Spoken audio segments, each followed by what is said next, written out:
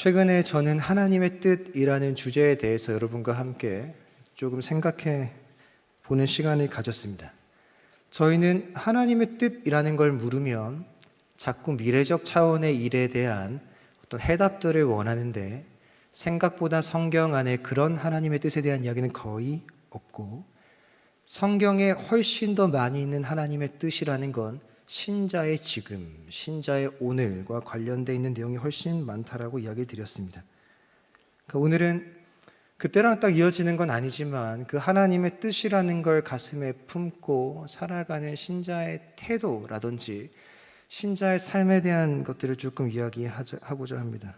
사실 아주 편하게 말하자면 그저 신자의 일상, 신자의 매일, 신자의 인생에 대한 이야기가 주제가 되지 않을까 싶습니다.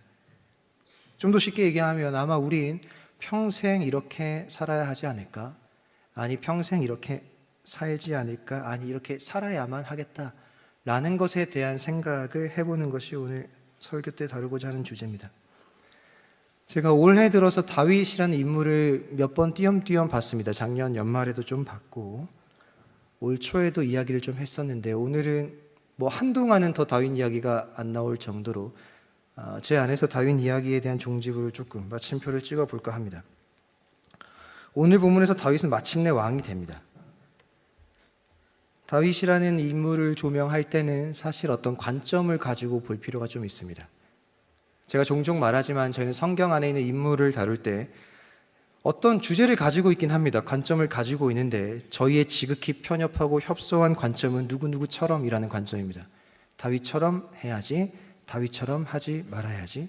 좋은 관점이죠. 그런데 그렇게 인물을 조명하기 시작하면 도덕적 교훈 이상으로 메시지를 발견하기 어렵다라고 제가 이야기 드린 적이 있죠. 그보다 조금 더 나아가면 그 인물이 중요한 게 아니고 그 망가져가는 그 인물을 통해서도 무언가를 빚어가시는 하나님의 이야기가 복선으로 같이 가고 있다는 이야기도 드린 적이 있습니다. 사실 우리가 다윗이라는 인생을 볼 때 다윗처럼 됐으면 좋겠다, 다윗과 같았으면 좋겠다, 저는 안 그랬으면 좋겠습니다. 다윗은 장인에게 쫓기고 아들한테 쫓기거든요. 저는 그런 삶을 살고 싶지는 않습니다. 우린 좋은 맥락은 가져가고 나머지 삶은 아니길 바라는데 앞으로 신앙 고백하실 때 조심하셔야 돼요. 다윗처럼 살겠습니다라는 건 다윗이 보냈던 모든 시절을 끌어안는 것과도 같은 신앙의 고백이어야 됩니다. 그렇게 따지면 다윗의 인생은 그리 매력적인 사람은 아닙니다. 그리고 다윗의 인생을 조명할 때 가져야 될 아주 중요한 질문은 다윗이 얼마나 외형적으로 좋은 조건을 가지고 시작했는가? 어떤 과정을 보냈으며 어떤 결과를 만들어냈는가? 어떻게 승리했는가? 그의 결말은 왕이 결국 되는데 그 결과마저도 우리의 것이 될 수 있는가? 이런 질문보다는 다윗의 인생을 통해 꼭 가져야 될 아주 중요한 질문은 방금 전에 했던 얘기가 다 의미가 있지만 왜 굳이 다윗이었어야만 하는가? 이런 질문입니다. 왜 다윗이 왕이 되어야만 하는가? 왜 꼭 다윗이었어야만 하는가? 성경 안에 예수님보다 분량이 더 많은 사람이 다윗입니다. 하나님이 다윗이라는 인생을 그렇게 그려가는 거거든요. 왜 하필이면 다윗인가? 그가 가지고 있는 것이 그리 화려하지 않은데, 그의 결과가 늘 완벽하고 이상적이지 않은데, 그럼 다윗이 왜 그렇게 부각되는 주제여야만 하는가라는 이야기를 생각해 봐야 되는 거죠. 오늘은 본문까지 오면서 간략하게 다윗 인생의 굵직한 주제를 좀 찾기 위해 저랑 같이 봤던 다윗의 이전 에피소드들을 좀 볼까 합니다. 사무엘상 16장이 돼서야 다윗이 등장합니다. 다윗에게 기름을 부러 가죠, 이새가. 그런데 아버지가 다윗만 빼놓고 다른 아들들을 세웁니다. 근데 이새가 기름을 막 부어주는데 하나님이 다 아니래요. 그 그 이새에게 질문을 하죠, 사무엘이. 아들이 이게 답니까? 아니요, 아들 하나 더 있습니다. 어디 있습니까? 저기서 양치입니다. 그를 데리고 오십시오라고 왔을 때 이 이자가 그다라고 얘기합니다. 이 맥락에서 다윗의 출발점은 절대 좋지 않죠. 왜냐? 아버지가 잊어버린 아들입니다. 그런 느낌인 거죠. 아버지가 봤을 때 8번째 아들 다윗은 자기 눈으로 봐도 왕은 아닙니다. 그러니까 뭐 하는 거예요? 사무엘이 와서 자기 집에 기름을 부어서 왕을 세우겠다는데 그 아들 초대조차 하지 않습니다. 왜? 아빠가 봐도 얘는 아니에요, 왕이. 7째 아들까지는 가능성이 있어 보이는데 얘는 진짜 아닌 겁니다. 다윗은 아빠가 잊은 아들입니다. 근데 하나님 아주 중요한 얘기를 하죠. 나 외모를 보지 않는다. 이게 무슨 말이냐? 자질, 자격, 과거, 현재 이런 거 다 보지 않는다는 얘기입니다. 외모라는 게 얼굴 얘기하는 게 아니고 그가 가지고 있는 자격이나 자질이나 현재의 상태나 과거의 흔적들을 난 볼 생각이 없다라는 이야기를 하는 거죠. 그러면서 하나님은 대체 뭘 보고 다윗을 부르셨는가라는 이야기를 사무엘상 16장 후반절에서 볼 수 있습니다. 갑자기 에피소드가 바뀌어요. 사울이 악령에 들립니다. 악령에 들려서 견딜 수 없으니까 저기 먼 곳에 하프 연주를 잘하는 친구가 있다라고 소식을 들어요. 그게 누구냐면 다윗입니다. 근데 신기하게도 다윗이 와가지고 하프 연주를 하니까 악령이 떠나갑니다. 간단합니다. 다윗의 하프 연주를 통해 악령이 떠나가는 이유는 다윗 안에 여호와의 영이 있어서 그래요. 그것 때문에 그렇습니다. 여호와의 영이 다윗 안에 있거든요. 여호와가 함께 하시더라라는 이야기를 하는데 여호와의 영이 다윗 안에 있어요. 그러니까 하나님께서 뭐 보여주는 거죠. 나는 외모를 안 본다. 자질이나 자격이나 주변의 평가나 판단이나 과거나 현재의 상황 이런 거 아무것도 안 본다. 그럼 뭘 보시는데요? 나는 중심을 본다. 중심에 뭐가 있는데요? 여호와의 영이 있다. 그러니까 사울이 행복한 거예요. 왜요? 다윗이 와서 하프를 켜면 악령이 떠나갑니다. 다윗 안에 있는 여호와의 영으로 말미암아. 그럼 사울은 뭔가를 깨달았어야 됩니다. 뭘 깨달아야 되냐면 나도 예전에 사울의 인생에도 여호와의 영에 충만했던 적이 있습니다. 여호와의 영이 너무 충만해가지고 선지자들과 함께 예언하며 춤을 추고 예배했던 적이 있어요. 그때가 떠올려졌을 겁니다. 분명히 내 인생에도 누구를 통해서가 아니라 내 안에 있는 여호와의 영으로 말미암아 하나님과 친근함을 누렸던 어떤 인생의 순간들이 존재했을 텐데, 그럼 사울이 했었어야 될 일은 뭐냐면 다윗을 부를 게 아니고 여호와 앞에 섰어야 되는 겁니다. 다윗은 매개체죠. 다윗이 하프 연주하니까 내 안에 악령이 떠나간다. 무슨 말이냐? 여호와의 영과 가까이 있는 것이 제일 중요한 거였구나. 내가 그걸 잃어버렸구나. 그러니 내 안에 그 자리에 다른 것들이 차고 들어오기 시작을 하는구나. 그럼 다시 여호와를 찾았어야죠. 그런데 자꾸 사울은 뭘 찾느냐? 여호와의 영을 가진 다윗 곁에만 기웃거립니다. 우리의 신앙도 생각보다 이럴 때가 많아요. 교회의 영성, 내 영성 아닙니다. 교회 신앙, 내 신앙 아니죠. 1청년부, 2청년부 공동체 신앙, 내 신앙 아닙니다. 우리 순장의 신앙, 내 신앙 아닙니다. 우리 부모의 신앙, 내 신앙 아닙니다. 다윗의 영은 사울의 영이 아닙니다. 다윗이 가지고 있던 여호와의 영은 절대 사울이 가지고 있던 여호와의 영이 아니에요. 내 주변에 좋은 것들을 가지고 있는 여호와의 영에 충만한 사람들 곁에 있으면 우린 잠시나마 우리 안에 있는 고민과 번뇌들을 잊을 수 있습니다. 그 안에 있는 여호와가 너무 뚜렷하니까 그 곁에 있으면서 행복할 때가 있어요. 그런데 떠나면 이전과 다를 게 없습니다. 우린 자꾸 그러다 보니 누굴 찾냐? 여호와의 영을 뜨겁게 가지고 있는 사람을 찾아요. 아닙니다. 여호와를 찾아야죠. 사울은 자꾸 다윗을 찾아서 내 옆에서 노래나 불러라 말하는데 아닙니다. 다른 누굴 찾을 게 아니라 여호와의 영을 가슴에 담도록 여호와를 찾았어야 됩니다. 이 얘기를 통해서 뭔가를 보여주죠. 다윗은 무엇을 가졌는가? 그의 중심에 무엇이 있는가? 여호와의 영이 있죠. 그리고 또 다른 걸 가지고 있습니다. 다윗은 가진 게 다른 게 별게 없어요. 여호와의 영 가지고 있고. 두 번째 바로 17장에 넘어가면 또 다른 에피소드가 등장해요. 우리 너무 좋아하는 다윗과 골리앗 에피소드죠. 우리가 이 이야기를 사랑하는 이유는 우리가 승리의 주인공이 되고 싶기 때문입니다. 우리도 골리앗 같은 인생하고 부닥칠 때 이기고 싶어요. 다윗을 꿈꿉니다. 그런데 이 본문의 핵심은 승리의 비결이 아닙니다. 승리의 비결이면 전쟁 전략 같은 걸 설명해야 되는데 나중에 꼭 비교해 보세요. 성경에 나오는 수많은 전쟁 중에 골리앗과의 전쟁이 제일 유명한데 골리앗과의 전쟁의 분량은 불과 9절, 한 10절 남짓밖에 안 되고 그 안에서 전투 분량은 하나도 없습니다. 근데 자꾸 우리는 그거 보면서 골리앗과의 전쟁에서 승리의 비결을 찾으려고 부단히 애를 쓰죠. 성경 거기 관심이 없어요. 어떻게 이겼는가는 관심이 없습니다. 전쟁은 단 2절로 끝납니다. 던졌더니 죽었더라. 이게 끝입니다. 그러니까 승리의 비결 이런 거 아니죠. 이 다윗과 골리앗 에피소드의 제일 중요한 건 대화입니다. 전쟁을 하는데 대화를 해요. 누구랑 누가? 다윗과 사울이. 나가선 다윗과 골리앗이. 대화를 하면서 들어간 주제 딱 하나입니다. 이름이요. 여호와의 이름입니다. 그것 때문에 다윗이 싸웁니다. 그러니까 이건 어떻게 이겼는지는 중요한 게 아닌 거예요. 그걸 설명하기 위한 게 아닌 겁니다.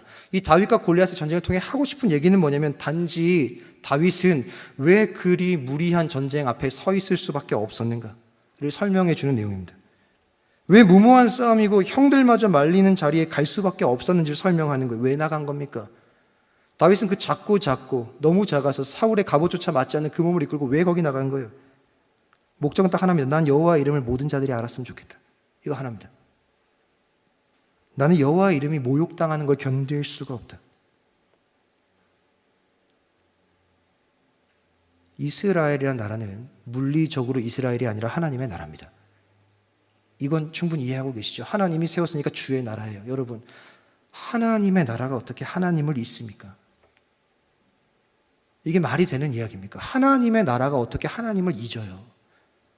하나님이 수백 년 전에 약속해서 수백 년 전에 데려와서 수백 년 전에 점령하고 사사시대를 다 보내면서 하나님이 만들어준 나라의 모든 민족이 어떻게 하나님을 잊어버립니까? 성도가 어떻게 일상에서 하나님을 잊습니까? 교회가 어떻게 일상에서 하나님을 잊어버릴 수가 있습니까? 그럴 수 없는 거예요. 그래서는 안 되는 겁니다. 이스라엘만큼은 여호와의 이름을 잊어버려서는 안 되는 거예요. 아무것도 없을 때 민족의 조상 아브라함 통해서 아무것도 없어 내가 민족 줄 거고 땅도 줄 거고 나라를 만들 거야 약속이 구현된 게 이스라엘입니다. 그걸 만들어준 게 하나님이에요. 근데 어떻게 이스라엘이 하나님을 잊습니까? 그런데 400년의 사사시대 동안 여호와를 잊었죠. 절대 잊어버렸으면 안 되는데도 이스라엘은 여호와를 잊었습니다. 그런데 그렇게 모든 민족이 잊어버린 그 이름을 한 아이만큼은 기억합니다. 그 얘기입니다. 왜 다윗이어야만 했겠습니까? 그가 뭘 가졌다고? 여호와의 영이 중심에 있고 그 아이에게만큼 이스라엘이 몇만 명, 몇십만 명이 살았는지 잘 모르겠어요. 근데 이스라엘 민족 안에 살고 있는 수많은 사람 중에 다윗만이 여호와의 이름을 가지고 있습니다. 그 이름이 소중해요.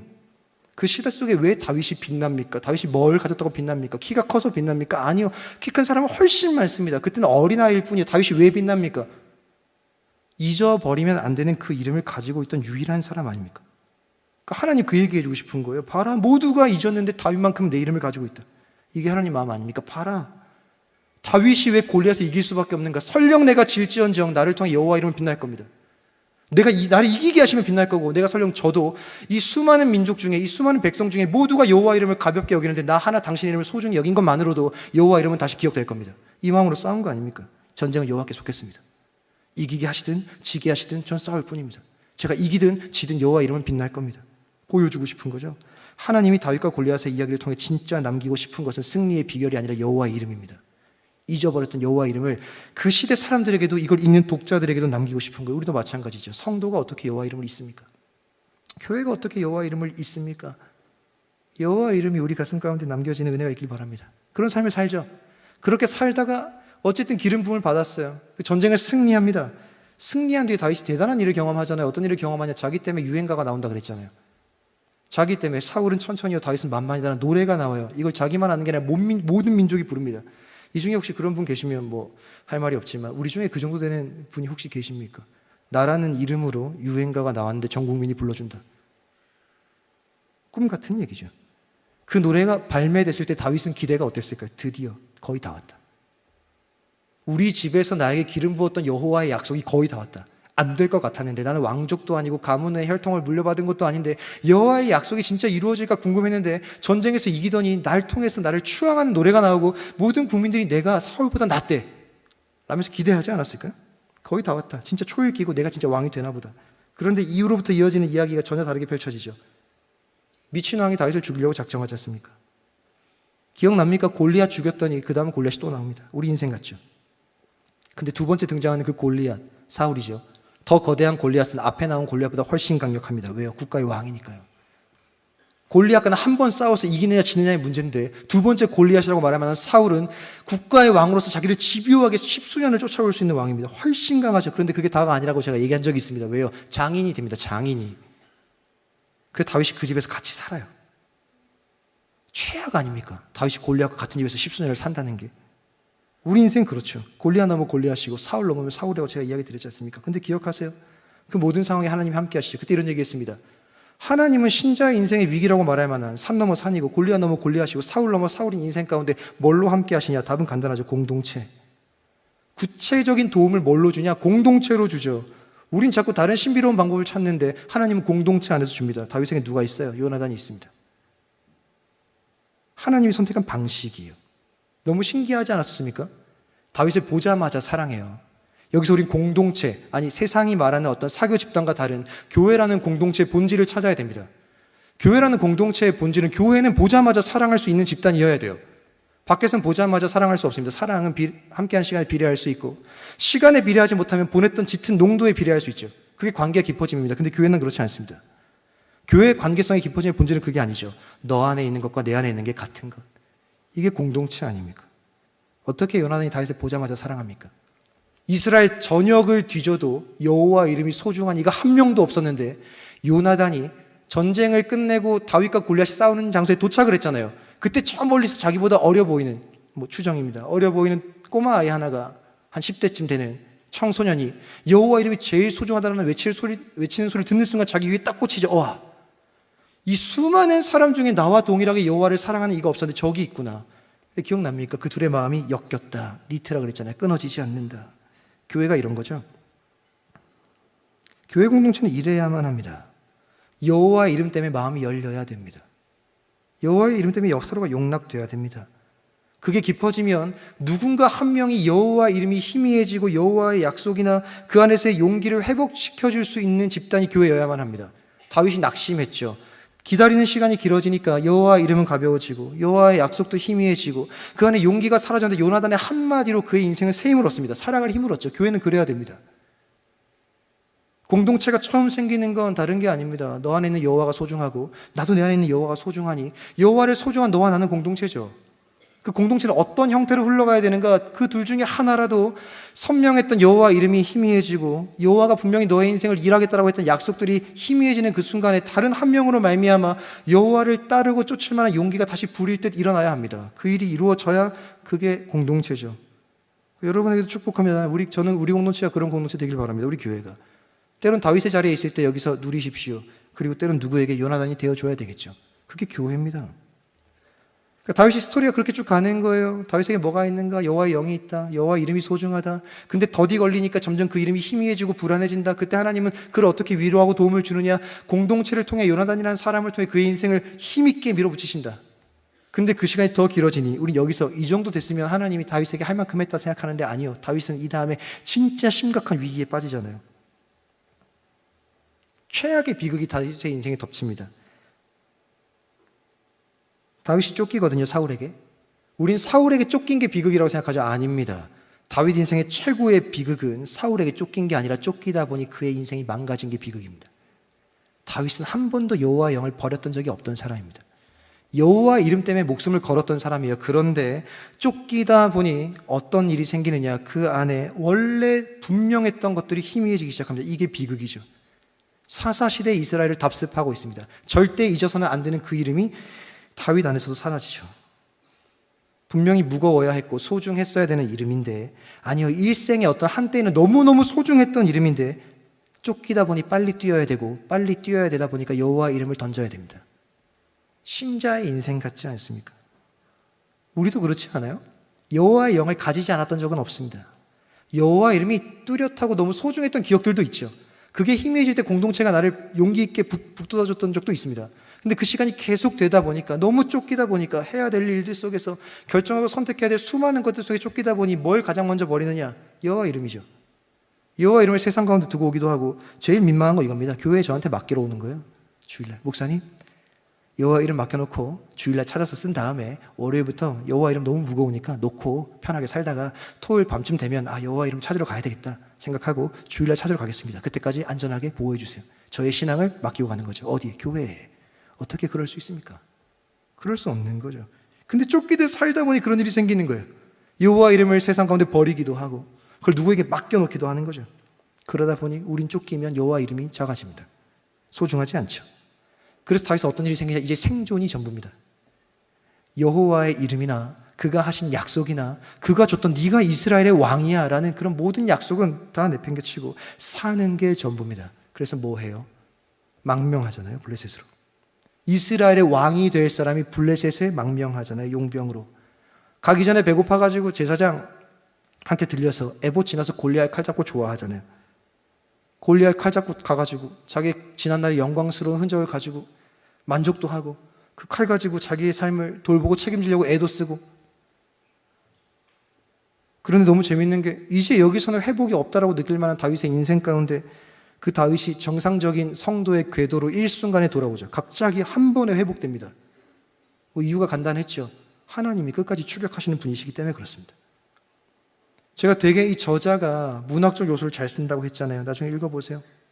사무엘상 21장부터 22장까지 가면 문학적 요소가 이거죠. 다윗은 에봇을 지나서 굳이 언급하지 않아도 되는데 에봇을 지나 골리앗의 칼을 잡고 그 뒤에 하나님은 도액으로부터 죽었던 노베 모든 제사장들 중에 한 명 살아남았던 제사장을 통해서 다시 에봇을 보내줍니다.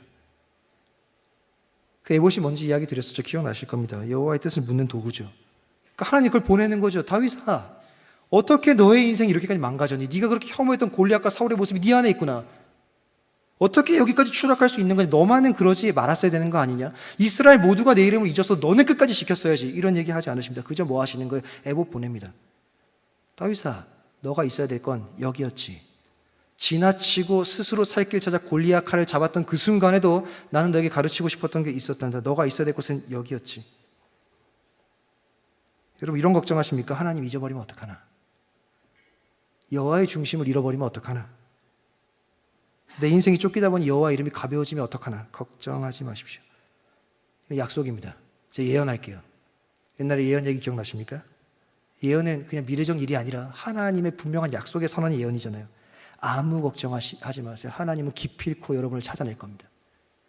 이건 바뀌지 않는 거예요. 여러분이 어디까지 망가져도, 어디까지 하나님을 잊었어도, 어디까지 중심을 잃어버렸어도, 여호와 이름을 어디다 내팽개쳤어도 아무 걱정하지 마십시오. 하나님은 기필코 여러분의 자리를, 그게 바다 끝에 거하는 자리여도 찾아내십니다. 하나님이 보내시는 에봇이 넘치도록 여러분 곁에 산적해 있을 거예요. 주님은 끝까지 에봇을 보낼 겁니다. 그저 다시 일어나면 되죠. 그렇게 긴 시간이 흘렀어요. 그리고 이제야 그 길었던 인생 가운데 다윗의 인생이 마침표를 찍는 시간이 다가온 겁니다. 오늘 본문에서 다윗이 드디어 왕이 됩니다. 1절이죠. 그 후에 다윗이 여호와께 여쭈어아뢰되.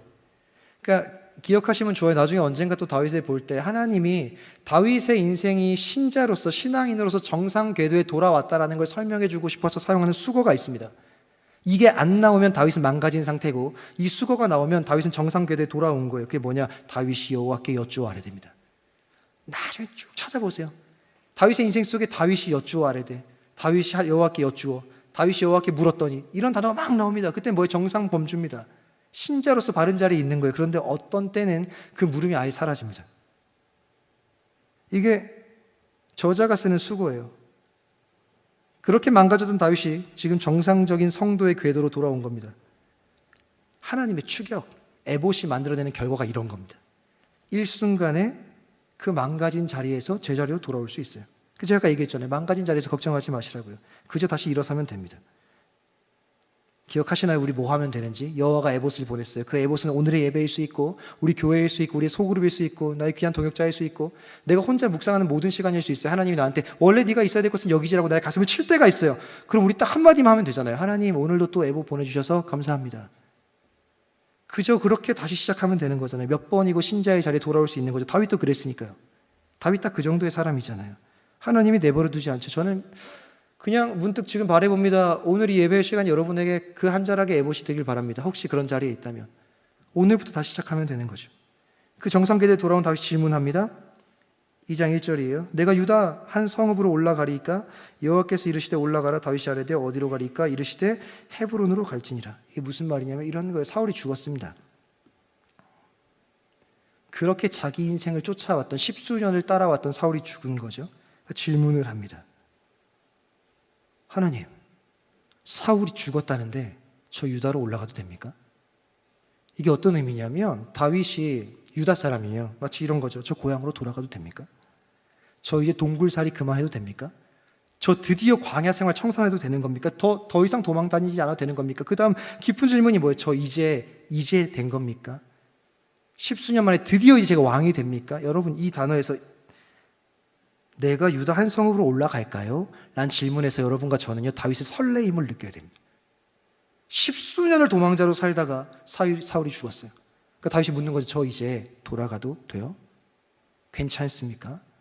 고향으로 가도 됩니까? 더 이상 쫓기지 않아도 됩니까? 저 이제 드디어 왕 되는 겁니까? 라는 설렘으로 질문하죠. 그러니 하나님이 얘기하죠. 구체적으로 목적지도 얘기하세요. 헤브론으로 가라. 나중에 언젠가 헤브론에 대한 지명도 공부해 보시면 좋습니다. 오늘은 거기까지 다루기에는 시간이 조금 할애가 되지 않아서 어쨌든 헤브론은 의미 있는 장소입니다. 그 장소로 가는 거예요. 2, 3절은 그냥 돌아가는 내용입니다. 아내를 데리고 그 다음 자기와 함께했던 병사들을 데리고 그 가족을 다 데리고 유다 땅으로 가서 정착을 합니다. 그리고 4절에 드디어 어쩌면 우리가 다윗의 일생을 보면서 드디어 기대했던 어떤 일이 생기죠. 유다 사람들이 와서 거기서 다윗에게 기름을 부어 유다 족속의 왕으로 삼았더라. 드디어 된 거예요. 유다 사람들이 와서 다윗을 유다 족속의 왕으로 세웁니다. 대관식이죠. 왕의 대관식입니다. 드디어 왕이 된 거죠. 왕관을 쓴 겁니다. 그런데 사실 유다 족속이 다윗을 지금 왕으로 세운 건 굉장히 어려운 결정이에요. 왜냐? 10절입니다.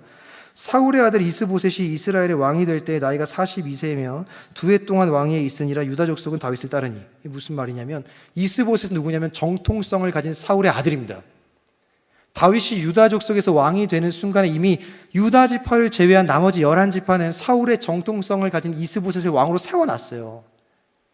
이게 무슨 말인지 아십니까? 사울의 아들 정통성을 가진 이스보셋이 세워져 있는데 그 비슷한 시기에 다윗을 유다 족속이 왕으로 세워요. 이걸 한마디로 뭐라고 말하냐? 반란이라고 말합니다. 다윗이 지금 반란하는 거예요. 정통성을 가진 사울의 아들을 12지파 중에 11지파가 지지하고 있는데 유다 지파가 물론 대형 지파거든요. 나중에 유다 지파 하나가 국가를 할 만큼 11지파 견줄 만큼 대단한 지파입니다. 남쪽의 가장 큰 지파예요. 그런데 어쨌든 정통성을 가진 왕이 세워진 그 순간에 다윗의 왕으로 세웠다는 건 반란을 일으키는 겁니다. 이게 다윗에겐 큰 숙제예요. 왜요? 나중에 11지파의 마음을 다 설득해내야 됩니다. 근데 어쨌든 기분이 좋아요. 왜? 왕이 됐으니까요. 그러니까 얼마나 대축제였겠습니까? 유다 지파는 자기가 드디어 자기들의 어떤 모여서 자기들이 생각했던 왕을 추대했고 왕을 세웠어요. 대단한 축제죠. 근데 그 대단한 축제 현장에서 어떤 한 사람이 되게 불편한 얘기를 합니다. 4장 중간 부분이에요. 어떤 사람이 다윗에게 말하여 이르되 사울을 장사한 사람은 길르앗 야베스 사람들입니다 라고 이야기합니다. 좀 이해를 해야 돼요. 굉장히 대축제 현장인데 와서 하는 얘기가, 그런데 다윗, 그러니까 왕이죠. 왕이요. 왕에 대한 첫 번째 요구입니다. 왕이요. 사울 왕을 장사한 사람들이 있는데 그 사람들은 길르앗 야베스 사람들입니다.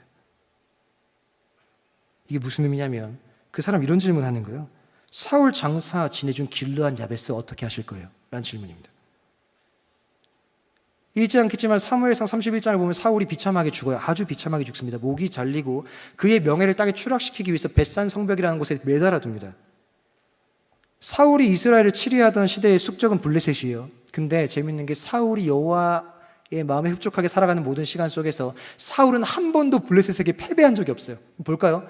블레셋의 숙적은 이스라엘이고 이스라엘의 숙적은 블레셋인데 한 번도 이스라엘이 이겨본 적이 없어요. 블레셋이. 사울이 왕일 동안에. 그러니까 사울이 얼마나 싫었겠습니까? 사울이 얼마나 미웠을까요? 사울이 단 한 번 패배했던 전쟁이 31장의 유일한 패배입니다. 그러니까 그날 블레셋은 진짜 쾌재를 불렀겠죠. 자기의 숙적 사울을 드디어 죽였다. 그러니 사울 왕의 모든 명예를 바닥에 던져야 됩니다. 그래서 어떻게 하냐? 사울 머리 베고 그의 가지고 있던 모든 걸 전리품으로 다 가져가고 그의 시체를 벳산 성벽에 못 박습니다. 그런데 벳산 성벽에 못 박혀 있는 시체를 누가 수습하냐면 길르앗 야베스 사람들이 수습을 하고 그 사울의 시신을 위해서 7일 동안 애도해요. 대단한 헌신입니다. 왜냐하면 나중에 꼭 한번 찾아보세요. 여호수아 17장 가서 보시면 베스안이라는 지명은 이스라엘이 결국 마지막까지 점령하지 못한 가나안 땅의 지명입니다. 왜 점령하지 못했냐? 거기에 진짜 강대한 용사들이 살거든요. 워리어들이 삽니다. 거기에 철병거를 가지고 있어요. 그래서 그 땅을 부여받았던 지파들이 뭐라고 말하냐면 우리는 벳산을 점령할 수 없습니다라고 말해요. 거긴 용사들이 살고 거긴 그 시대에 철병거를 가지고 있습니다. 거기에 지금 뭐가 있어요? 시신이 있어요. 거기 군사적 요충지거든요. 길르앗 야베스가 사울을 수습하러 간 건 목숨 걸고 간 겁니다. 그저 가서 아이고 시신이 저기 있네. 그게 아니고 진짜 용사들이 살아서 이스라엘 전역이 가나안 땅을 처음 점령할 때 포기했던 그 땅에 그 시신을 찾으러 간 건 뭐냐면 생명 걸고 간 거예요. 길르앗 야베스와 사울이 대체 무슨 관계길래 왜 그렇게까지 해야 됩니까? 사무엘상 10장 가보면 아세요. 나중에 10장 가면 사울이 처음 왕이 되는데 사울이 처음 왕이 될 때 그때 가장 먼저 치르게 될 전쟁이 뭐냐면 길르앗 야베스를 구하기 위한 전쟁입니다.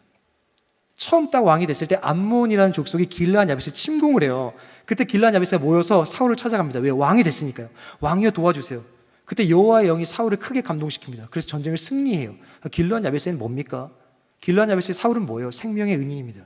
보통 생명의 은인이 아니에요. 거기서 암몬 족속이 어떤 일을 하냐면 길르앗 야베스가 처음에 투항하려고 그래요. 우리가 당신의 종이 되겠습니다. 암몬한테 종이 될 테니까 우리 죽이지 마세요. 그때 암몬이 뭐라고 말하냐면 너희의 항복을 받지 않겠다. 내가 너희의 모든 오른쪽 눈을 빼고 너희의 자녀들의 눈까지 다 빼겠다.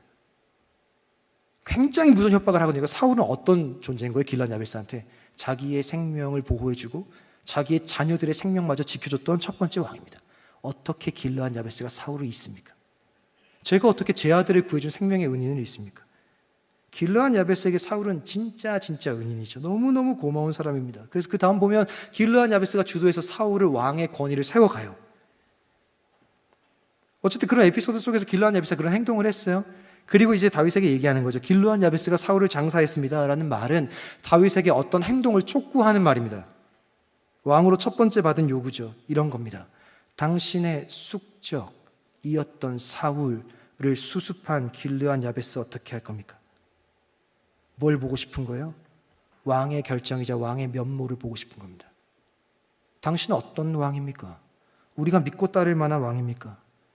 처음에 지도자가 된 사람이 가장 쉽게 장악할 수 있는 방법은 뭐냐면 자기의 공격성을 보여주는 겁니다. 옛날 왕권 시대는 그래요. 지금은 아닌데 왕정 국가에서 초기 왕이 군주가 민심을 장악할 때 가장 좋은 건 자기가 폭군이 되는 겁니다. 무서운 왕이 되는 거예요. 그 아래 다 숙여드는 거 아닙니까? 그러니까 다윗 왕이 진짜 쉽게 왕이 되자마자 힘을 쫙 민심을 얻을 수 있는 방법은 뭐냐면 대적을 정해서 그걸 치면 됩니다. 나의 숙적 사울을 니들이 장사해서 공격하면 됩니다. 유다 지파와 길르앗 하나 점령하는 거 아무 문제 아닙니다. 다윗이 첫 번째 명령을 내려요. 그 얘기 듣자마자 캐치를 했겠죠. 아, 이들이 나에게 왕의 면모를 원하는구나. 왕의 결정을 기대하는구나. 내가 어떤 왕인지 보고자 하는구나. 그리고 전령을 보냅니다. 5절이죠. 다윗이 길르앗 야벳 사람들에게 전령을 보냈어요. 그들에게 이르되, 다윗의 대답입니다. 너희가 주 사울에게 이처럼 은혜를 베풀어 그를 장사하였으니 여호와께 복을 받아라. 너희가 이 일을 하였으니 이제 여호와께서 은혜와 진리로 너희에게 베푸시기를 원하고 나도 선한 일에 너희에게 갚아주겠다. 두려워하지 말고 너희는 담대하고 강해도 괜찮다. 길르앗 야벳에서 걱정했을 거예요. 자기들이 사울을 수습했으니까 사울이 평생을 쫓아다녔던 다윗이 남쪽 큰 지파의 왕이 되었으니 그가 사울에게 얼마나 분노심과 적개심이 많을 텐데 우리가 그의 시신을 수습한 걸 알면 우리에게 침공하겠지? 이런 걱정과는 전혀 다르게 예상과는 전혀 다른 소식이 오죠. 축복해 주죠. 그들을 격려합니다. 너의 선택이 옳았다고 말해주죠.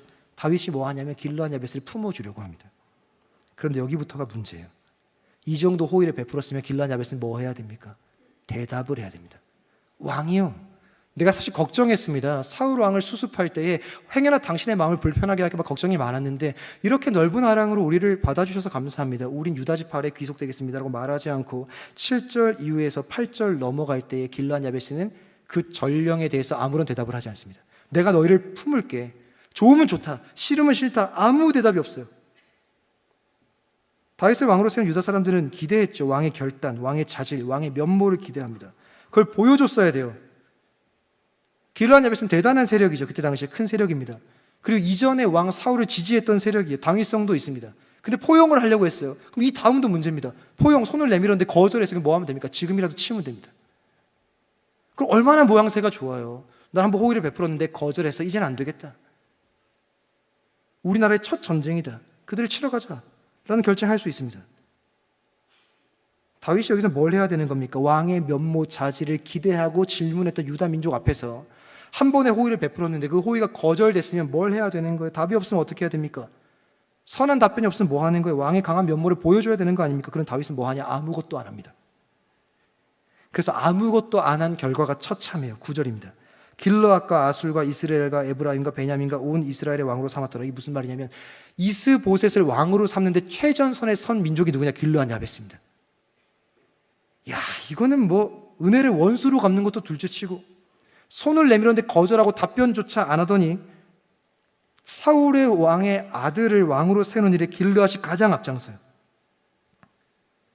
그러니까 다윗의 선택은 처참히 실패한 겁니다. 사람의 눈으로 봤을 때. 왜요? 두려움도 못 줬고 어떤 긍정적인 영향도 못 줬어요. 호의를 베풀었으면 담기기라도 해야 되는데 담기지도 않고 차라리 두렵게 만들어가지고 굴복이라 시켰어야 했는데 그것도 못합니다. 아무것도 못했어요. 이 일 때문에 다윗이 이스라엘 전체의 왕이 되기까지 7년 6개월이 더 걸립니다. 10수년을 기다린 통일 왕국의 왕을 7년이나 더 기다려야 돼요. 다윗은 선택할 수 있는 기로가 많았습니다. 할 수 있는 것들도 많았고 기대도 있었어요. 그 기대에 대해서 충족할 수 있는 방법도 있었습니다. 유다 지파 한 지파지만 세력이 좋아요. 힘도 좋고 전쟁도 잘합니다. 아마 11지파 중에 한 지파를 골라서 왕이 되어야 된다면 유다 지파를 누구든 선택할 겁니다. 야곱의 12아들 중에서 가장 귀한 왕의 규를 약속받은 지파 아닙니까? 전쟁에서 조금만 이기면 왕이 되기도 합니다. 뒤에 나중에 가시면 실제 다윗이 통일 왕국을 만드는데 전쟁 몇 번 하지도 않아요. 왜요? 전쟁이 귀재 아닙니까? 탁월한 전략가 아닙니까? 지금도 그거 할 수 있습니다. 그런데 뭐 해요? 7년을 기다려줍니다. 이 이야기에서 아까 처음 얘기했던 다윗의 전 스토리를 봤을 때 끊임없이 하나님이 보여주고 싶은 딱 하나입니다. 다윗은 어떤 사람인가? 어떤 사람이 이스라엘의 왕에 어울리는가? 다윗은 아버지가 절대 왕이 못 될 거라고 생각했던 아들이었죠. 그 누구도 골리앗을 이길 거라고 기대도 안 했던 아들입니다. 아이입니다. 아이. 기다림의 시간이 길어지니 너가 왕이 될 것이라는 하나님의 약속 따윈 잊어버렸던 게 다윗입니다. 그런데 그렇게 망가졌던 다윗의 인생을 통해서 다윗이 배운 거 딱 하나 있어요. 자기 인생이 어디까지 망가져도 추격하시는 여호와가 나의 인생을 붙든다는 거 배웠죠. 21장까지. 그거 배워서 다윗이 자기 인생에서 분명히 기억했던 거 딱 하나 있습니다.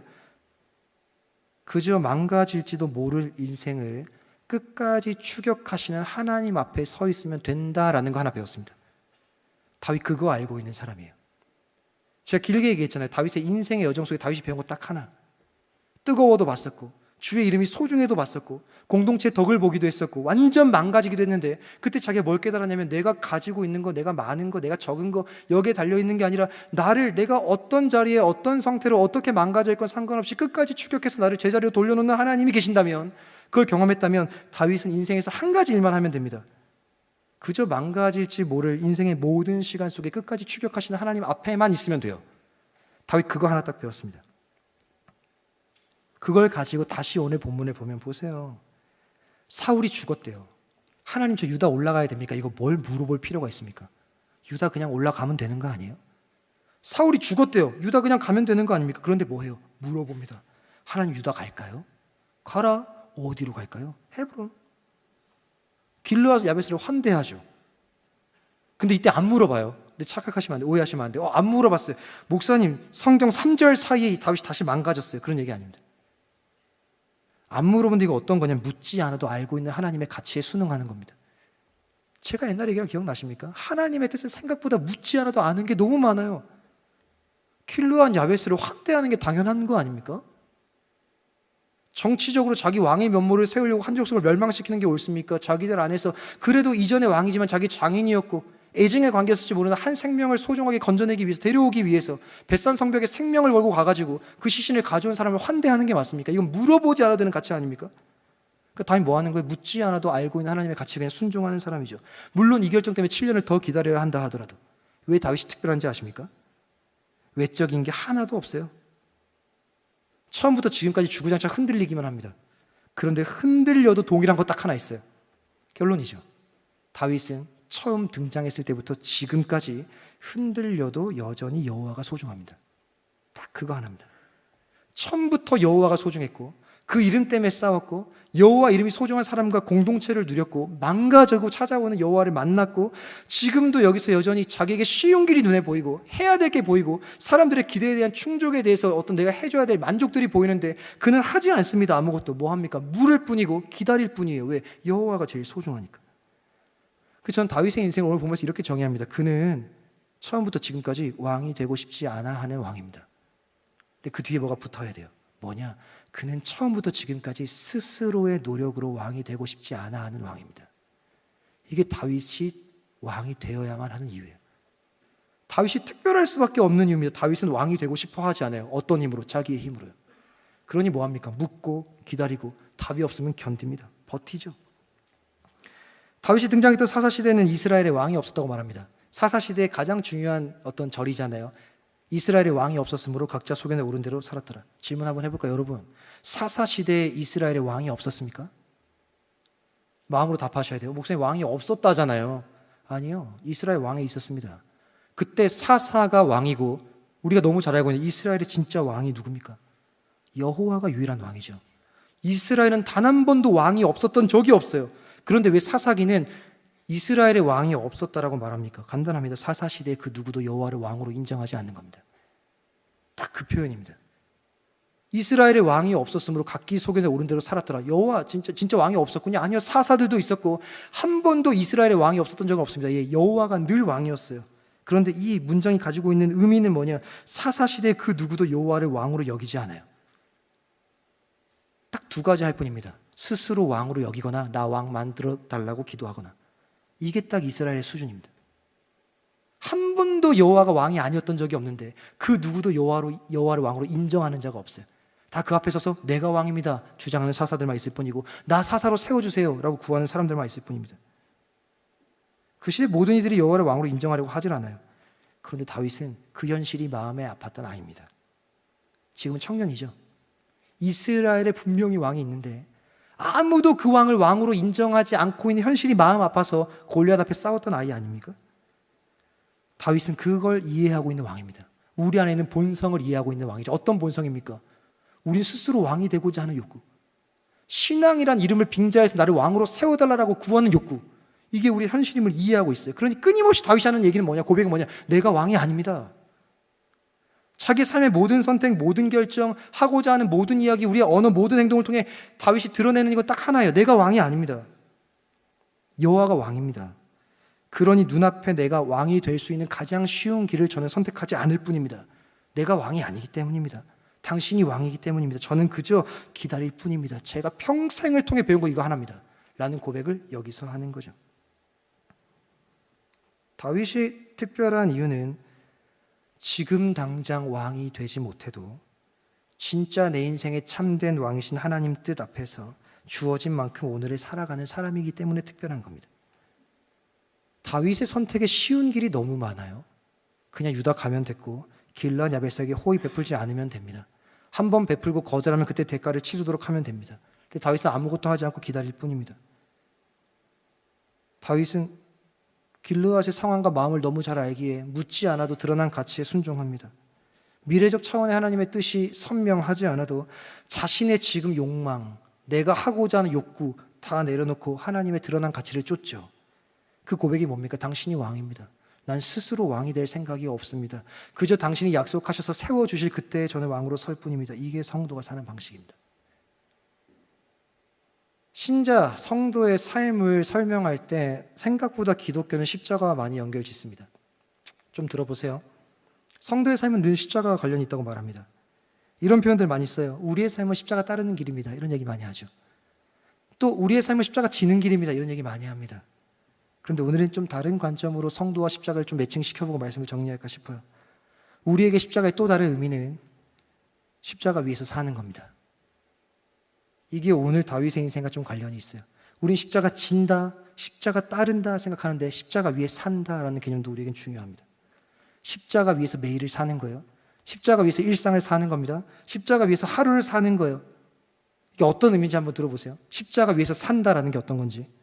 예수가 십자가 위에서 죽으셨어요. 그죠? 우리가 부정하지 않습니다. 예수가 십자가에서 죽으셨어요.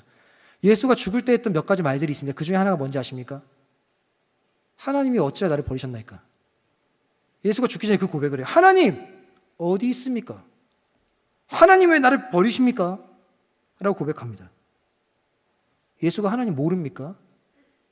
하나님 어찌해서 나를 버리십니까? 자기가 지금 어떤 일을 하는지 의미에 대해서 예수가 잊었을까요? 하나님을 의심하는 겁니까? 하나님 자신이신 분이, 하나님을 평생 쫓았던 하나님의 아들이 이제 와서 하나님 어떻게 날 버릴 수가 있습니까? 원망입니까? 우린 잘 압니다. 예수님은 우리의 모든 죄를 전가받으셨기 때문에 그 순간 참 인간으로서 하나님과 완전한 단절을 경험합니다. 그러니 뭐예요? 예수한테는 그 순간 하나님이 안 보이는 거 맞아요. 완전한 인간으로서 모든 죄를 다 가지셨기에 하나님이 안 보이는 게 맞습니다. 그러니 고백하는 거죠. 하나님 어디 계십니까? 하나님 어찌해서 나를 이 자리에 놓으셨습니까? 지극히 솔직한 고백입니다. 하나님 나를 버리신 겁니까? 하나님 안 보여요, 지금. 예수님한테 십자가 위에서 하나님은 안 보이는 겁니다. 하나님도 외면하시고 계세요. 왜? 그가 죽어야 우리의 모든 죄가 사해지니까. 그런데 예수님이 하나님이 안 보이는데 십자가에서 안 내려옵니다. 우리가 굉장히 중요한 어떤 생각을 하도록 만들어주는 거예요. 질문했어요. 하나님 나 버린 겁니까? 그럼 하나님 뭐 해줘야 돼요? 아니야 아들아, 버린 거 아니야. 조금만 참을래? 이런 답들이 있어야 되잖아요. 오고 가는 답들이. 근데 하나님의 완전한 침묵을 경험합니다. 하나님 답이 없어요. 아무 말을 안 합니다. 나 지금 당신 때문에 십자가 위에 있어서 이 고생을 하는데 왜 답을 안 하십니까? 버린 겁니까? 나 잊은 겁니까? 당신 어디 계세요? 라고 질문하는데 그 질문은 어디서 하냐? 십자가 위에서 하고 계신 중입니다. 하나님 자꾸 침묵하시거나 날 내려주지 못할지언정 나한테 찾아오셔서 야 네가 하는 게 의미가 있어 라고 말해주실 생각이 없다면 저 십자가 지금 내려갑니다 라고 말하지 않아요. 예수 그리스도가 십자가에서 뭘 보여주는 거예요. 예수 그리스도가 뭘 드러내는 겁니다. 죽는 순간에까지 뭘 보여주냐? 자기의 삶을 따라올 신자들이 어떻게 살아야 되는지를 보여주는 거예요. 십자가의 마지막에서도 신자의 삶을 어떠해야 되는지 보여주는 겁니다. 십자가 지고 십자가 따르며 살면 그런 인생에 시원함은 없습니다. 예수가 경험했던 하나님의 철저한 침묵을 경험할지도 몰라요. 하나님을 위해 살고 있는데 하나님 침묵하실 때 많습니다. 그런 경험 다 해보신 적 없습니까?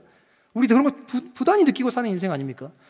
하나님은 당신 때문에 당신이 사랑한 이 사람들 구원하려고 십자가에 서 있습니다. 나 버리신 거예요? 대답 왜 안 하시는 거예요? 왜 침묵하시는 거예요? 우리가 십자가 지고 살고 십자가 따르며 살다 보면 우리 하나님의 침묵을 경험합니다. 시원함이 없어요. 하나님께 물어도 답이 없습니다. 하나님 언제까지 내 고통하는 거 보고는 계십니까? 하나님 이렇게 빨리 대답 안 하실 거면, 응답 안 하실 거면 저 이 삶에서 내려갑니다. 결과 더디 올지 모릅니다. 그런데 신자의 삶이 뭐예요? 묻고 기다리고 답이 더디 오고 흔들리고 불안해도 십자가에서 안 내려오는 게 신자의 삶입니다. 그 얘기를 하는 거예요. 다윗이 그 삶을 살고 있는 중입니다. 하나님의 가치를 선택했는데 7년 동안 하나님 침묵하시죠. 그때 온갖 회의 안 들었겠습니까? 하나님, 제 유다로 올라간 건 맞는데 길란 야벳을 죽였어야 됩니까? 그 양보하지 말았어야 되는 겁니까? 제가 호의를 베풀었는데 하나님의 가치인 것 같아서 했는데 어떻게 7년이라는 시간을 기다리면서 그 답에 대한 결과가 고작 이겁니까? 이 선택 맞습니까? 왕이 될 뻔했는데 내가 잘못 선택해가지고 왕 못 되는 거 아닙니까? 이런 질문 왜 없었을까요? 다윗 인생에 계속했겠죠. 그런데 다윗은 그 질문에서 안 내려옵니다. 묻고 기다리는 삶에서 하차하지 않아요. 이게 예수가 보여준 삶이랑 똑같습니다. 신자의 삶은 그런 거예요. 하나님이 안 보입니다. 하나님의 철저한 침묵과 하나님의 외면을 경험하죠. 그런데 십자가 위에서 안 내려옵니다. 신자의 인생도 그런 거죠. 다윗이 그렇게 산 거죠. 하나님을 위해, 그분의 가치를 위해 그분께 묻고 기다리는 삶을 선택했는데, 그럼 하나님이 무언가 결과값을 줘야 되는데 하나님이 침묵하시죠. 몇 년을, 7년 6개월을 침묵하는데 다윗은 묻는 자리에서 안 내려옵니다. 기다리는 자리에서 포기하지 않아요. 그 기다림 끝에 결국 뭘 얻어요? 좀 정리해 볼까요? 그렇게 기다려서 결국 다윗이 뭘 얻는지 아시죠? 왕이 됩니다. 결국 왕이 되죠. 하나님의 뜻을 맞이하게 됩니다. 그런데 저희가 목사님, 오케이, 알겠습니다. 그러니까 신자의 삶이란 묻고 기다리고 하나님의 침묵과 외면이 가득해도, 때로 흔들리고 때론 불안하고 때로 하나님께 의구심 가득한 이야기를 던져도 신자의 삶에서 안 내려오는 게 신자란 얘기죠. 묻고 기다리는 삶을 포기 안 하는 거죠. 맞아요. 그럼 그 길 끝에 결과적으로 뭘 얻는 거죠? 왕이 될 겁니다. 이런 결과론적인 성과가 겨우 이 일의 결과가 아니길 바랍니다. 그렇게 버티면 결국 왕이 되는 거죠. 그러니까 이 왕이라는 거 잘 이해하셔야 돼요. 진짜 그런 물리적인 어떤 왕이나 좋은 자리를 차지하는 게 아니라, 다윗이 얻은 결과는 결과적으로 왕인데, 이거 어떤 의미냐면 하나님이 처음부터 계획해 두셨던 마스터 플랜을 맞이한 겁니다. 은혜죠. 그러니까 우리가 기다리고 버티고 묻고 기다리는 삶의 끝자락에 도달하면 우리 인생을 향한 하나님의 마스터 플랜 마주하게 되겠죠. 근데 그게 결과 끝이 아니라는 거예요. 예수가 십자가에서 안 내려오거든요. 예수가 안 내려오셔서 맞이한 결과가 뭔지 아십니까? 예수가 십자가에서 내려오지 않아서 맞이한 결과가 뭐냐면 결국 안 내려와서 휘장이라는 게 찢어집니다. 휘장이 뭐냐면 성전에 대제사장만 들어갈 수 있는 하나님이 계신다는 지성소를 가리고 있는 어떤 커튼이에요. 십자가에서 안 내려온 결과가 결국 뭐냐? 휘장이 찢어지거든요. 휘장 너머에 지성소가 있어요. 지성소에 언약궤가 있어요. 언약궤 뚜껑을 씌은 자라고 말합니다. 그 씌은 자가 여호와의 발판이에요. 그게 이스라엘의 신앙입니다. 그러니 휘장 너머에 누가 계시냐? 여호와가 서 계세요. 우리가 묻고 기다려서 그 끝자락에 도달한 결과가 겨우 우리가 기대했던 선한 결과론적인 성과, 그 정도로 끝나지 않습니다. 우린 뭘 만나느냐? 한 번도 휘장 밖에서 온전하게 보지 못했던 여호와 하나님의 진짜 면모를 마주하게 됩니다. 다르게 말하면 우리의 신자의 발버둥 끝자락에 우리는 뭘 경험하냐면, 내 생각 너머와 내 재단, 내가 결정했고 내가 지금 경험했던 내 생각 너머에 있는 훨씬 큰 하나님을 만나는 결과들이 우리한테 주어지는 거죠. 이게 그 끝자락에 마주하게 되는 어떤 결과들입니다. 말씀을 정리하도록 하겠습니다. 왜 다윗이어야만 했습니까? 다시 언제 얘기할지 모르니까. 아빠마저 등졌을 때 여호와가 너무 든든했던 아이입니다. 왜요? 가족마저 자기 안 돌볼 때 여호와가 자기 지켜줬으니까요. 그래서 여호와로 충분했던 아이죠. 그래서 여호와가 너무 소중했던 아이입니다. 너무 소중하니까 여호와 이름이 무거웠던 아이죠. 그래서 그 이름이 모욕받는 순간을 견딜 수 없었던 아이입니다. 여호와의 기름 부음의 현장이 너무 따뜻했던 아이예요. 더뎌지는 약속에 버거울 때 하나님이 보내신 요나단으로 공동체를 경험했던 아이입니다. 흔들리는 인생을 끝까지 추격해서 다시 되돌려놓는 하나님을 경험했던 아이예요. 그랬기 때문에 그분에게, 그 다윗에게 있어서 여호와 하나님 그분이 인생의 유일한 왕이었던 사람이 다윗입니다. 그분의 인생의 유일한 왕은 여호와죠. 다윗의 인생에. 그분이 인생의 왕이었던 사람은 다윗입니다. 그러니 묻는 삶에서 내려오지 않죠.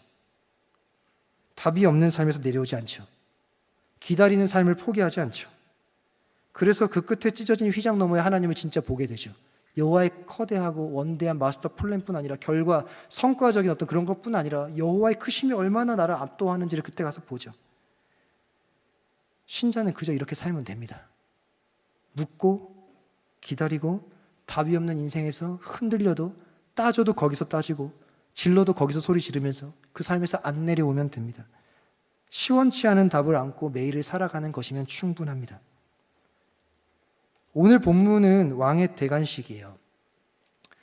제가 아까 이 길 끝자락에 가면 뭘 경험하냐 이런 얘기 했잖아요. 이제 이 얘기 아주 짧은 결론인데 그 끝에 가서 결과적으로 얻을 수 있는 게 또 하나 있습니다.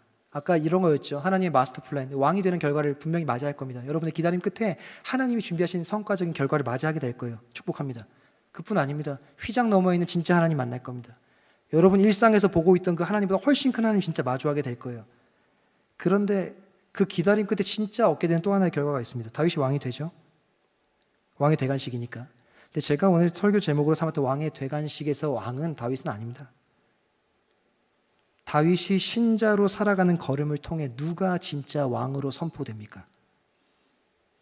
우리는 너무 잘 압니다. 다윗의 인생을 통해 보여지는 게 있어요. 우리에게 지금 아닌데 다윗에게는 여호와가 왕입니다. 오늘 본문은 다윗이 왕이 되는 이야기가 아니에요. 다윗 덕분에 하나님이 여전히 왕이신 이야기입니다. 신자가 꿈꿔야 될 인생 이런 거 아닐까요? 저 오늘 신자의 멋이라고 말하고 싶어요. 신자의 멋은 이런 거 아닙니까? 단답으로 나오지 않는 물음을 가지고 우리가 평생 씨름해요. 그렇게 사는 자들을 통해 이 세상 가운데 하나님의 대관식이 진행됩니다. 야, 쟤는 저렇게 답답하고 물어도 답이 없는 신앙을 왜 하고 있나? 7년이고 10년이고 기다리는 기도의 제목 가지고 왜 씨름하나? 이 미련한 인생아. 시원한 선택의 길인데 왜 넌 답답하게 이걸 물어가면서 선택하냐? 이 미련한 친구야. 우리의 모든 선택은 때론 시원하지 않죠. 답이 없는 걸 너무 오래 기다려야 되죠. 그때 세상은 말하죠. 시원한 길이 있는데, 묻지 않아도 선택할 수 있는 결정들이 있는데, 누가 봐도 이 길이 옳은데 왜 너는 거기서 머뭇거리면서 묻고 있냐? 미련하게. 답 없는 신앙 붙잡고 왜 기다리고 있냐? 근데 그거 기다리는 사람들을 통해 우리 하나님이 왕의 자리에 섭니다. 내가 설명하지 않아도. 난 그렇게 살 수밖에 없는 거야. 난 묻고 기다리고 그저 그냥 기다릴 뿐이야. 왜냐면 난 내 스스로 왕이 될 생각이 없거든. 내 인생에 왕이 계시거든. 신자의 삶은요, 그냥 이 모든 답답함을 안고 살아감으로 하나님의 왕되심을 보여주는 게 신자의 삶입니다. 나 좀 왕 만들어 달라고 구하는 거 아니고, 우리의 고민, 우리의 지극히 연약한 삶이나 흔들림이나 그 속에서의 많은 질문들이나 더디 오는 답을 기다리면서 때론 흔들려도 묻고 있는 인생, 계속 묻고 있는 삶에서 안 내려오는 인생, 우리의 어떤 언어, 우리의 행동, 우리의 어떤 선택, 우리의 결정, 우리의 시간과 모든 선택과 행동을 통해 그분의 대관식을 만들어내는 게 신자죠. 우리의 인생의 모든 것을 통해서 그분이 왕 되시는 삶, 이게 신자의 삶이고 저와 여러분들의 인생이 그런 삶이 되기를 소망합니다. 그런 삶을 살아가는 사람들을 통해 이 땅 가운데 진짜 여호와가 그 여호와를 잊고 살아가는 모든 시대 가운데 왕의 대관식의 자리에 서게 됩니다. 이게 묻고 기다리는 신자가 마주하게 될 가장 영광스러운 결과입니다. 여러분이 오늘도 짊어지고 있는 수많은 물음이나 오랜 기다림들 포기하지 말고 씨름하십시오. 마스터 플랜이 기다립니다. 그리고 그 너머에 있는 여호와 하나님을 크게 볼 겁니다. 그리고 여러분의 씨름 때문에 이 시대가 잊어버린 여호와의 이름이 여러분 덕분에 왕의 왕관을 쓰고 대관식의 자리에서 모든 영광 받으신 왕으로 굳게 서게 될 줄 믿습니다. 그런 인생 되시는 저와 여러분의 삶이 되기를 간절히 축복합니다. 다윗의 이야기 기억납니까? 아마 이 찬양 고백이 전 다윗의 여정을 사는 자들의 신앙 고백이지 않을까 생각을 합니다. 다윗의 쭉 스토리를 생각하면 이 가사가 좀 와닿을 것 같아요. 흔들리지만 다시 아버지를 만나기도 하고 그 아버지는 내 연약함의 끝자락에서 날 다시 반기시죠. 때론 이 내 부르심이 작아 보여서 흔들릴 때도 그의 부르심이 날 다시 회복시키죠. 그래서 우리 뭐 하냐? 그분을 왕으로 그분께 모든 거 다 내어드릴 뿐입니다. 이런 삶의 고백 담아서 주를 찬양하며 나아갑시다.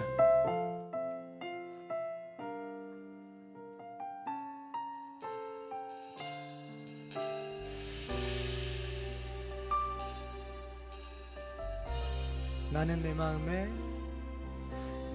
내 마음에 복음이 흥했던 곳에서 다시 아버지를 만나고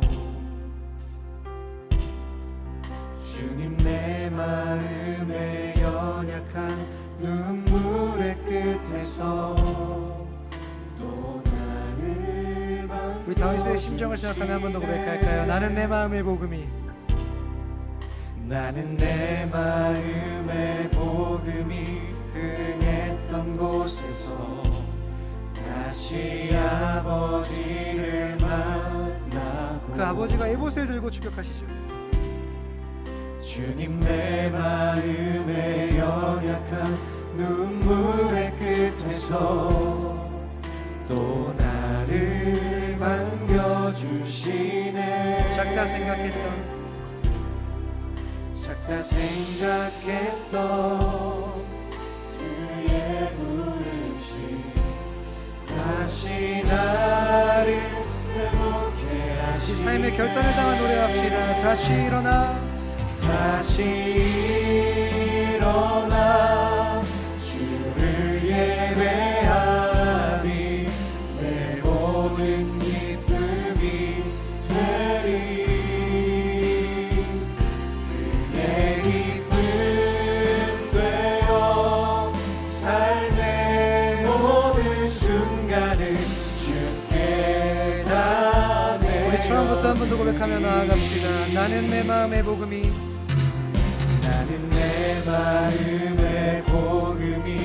흥했던 곳에서 다시 아버지를 만나고 이 일은 우리 인생에 평생 가득할 겁니다. 주님 내 마음에 연약한 눈물의 끝에서 또 나를 반겨. 우리 소망할까요? 작다 생각했던 그의 부르심 생각했던 그의 부르심 다시 나를 일으켜 세우실 줄 믿습니다. 나를 회복해 하시네. 그 주님 앞에 삶의 결단을 올려드립니다. 다시 일어나 주를 예배하니 내 모든 기쁨이 되리. 기쁨 되어 삶의 모든 순간을 주께. 우리 한 번 더 고백하며 나아갑시다. 다시 일어나 주를 예배하니 다시 일어나 주를 예배하니 내 모든 기쁨이 되리.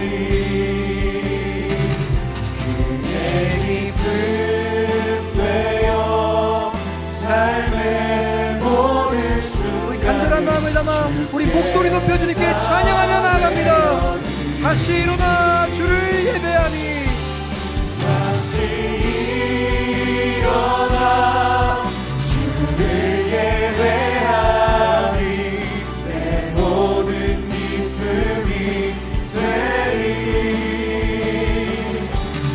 그의 기쁨 되어 삶의 모든 순간을 우리 이런 삶을 통해 주님의 왕되심이 선포되길 바라며 우리 마지막으로 찬양하며 나아갑시다. 다시 일어나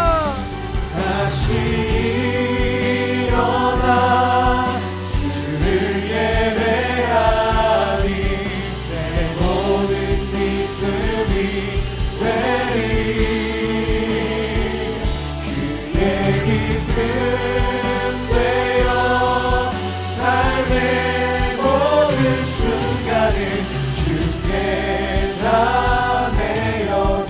내어드리리. 사랑하는 동역자 여러분, 왜 다윗이어야 합니까? 그가 가진 게 대체 뭐가 있어요? 아버지도 인정하지 않는 아들이죠. 누구 도움 없이는 하루도 못 사는 연약한 인생이죠. 주의 돌보심이 여전해도 언제든 넘어질 수 있는 지극히 평범한 인생입니다. 그런데 다윗에게만큼은 진짜 왕이 보이죠. 진짜 왕이 뚜렷하죠. 자신을 끝까지 추격하시며 절대 포기하지 않으시는 왕을 다윗은 기억하죠. 여전히 같은 곳에서 자신을 만나시는 하나님이 그는 너무 소중합니다. 신자의 삶이 뭡니까? 당장 왕이 못 돼도 오늘 참된 왕이신 하나님 앞에 사는 거 아닙니까? 쉬운 길이 눈에 선해도 묻고 기다리는 거죠. 시원함이 없고 흔들리고 불안해도 묻고 기다리는 삶에서 내려오지 않는 것이 신자의 삶인 줄 믿습니다. 우리 기도합시다. 사랑하는 주님, 나의 인생이 여호와가 가장 소중하고 무거운 삶이 되게 하여 주옵소서. 우리 인생에 진짜 왕이 계심을 분명히 기억하는 우리가 되게 하여 주옵소서. 그분을 위해 쉬운 길을 기꺼이 포기하며 때론 하나님의 침묵에서도 묻고 기다리는 신자의 멋을 가진 인생 되게 하여 주시옵소서. 이 기도 제목 가지고 간절한 마음으로 함께 기도합니다.